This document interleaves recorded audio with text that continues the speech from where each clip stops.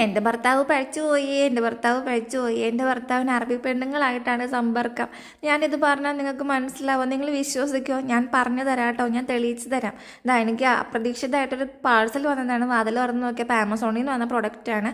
ഇതാ എന്തോ ഒരു താങ്ക് യു കാർഡൊക്കെ വന്നിട്ടുണ്ട്. ഞാൻ പൊട്ടിച്ച് നോക്കിയപ്പോൾ ഉണ്ടടാ കുറേ മൈലാഞ്ചിയുടെ അച്ച്.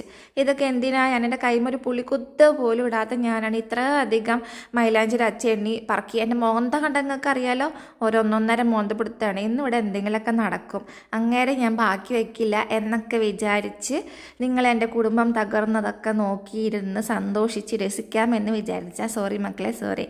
ഇതായിട്ട് എൻ്റെ ഫ്രണ്ടിന് വേണ്ടിയിട്ട് ഞാൻ ദുബായിലേക്ക് പോകുമ്പോൾ കൊണ്ടുപോകാൻ വേണ്ടിയിട്ട് ഞാൻ സ്വന്തമായിട്ട് ഓർഡർ ചെയ്ത് പാഴ്സലാക്കിയിട്ട് വാങ്ങിച്ച സാധനമാണ്.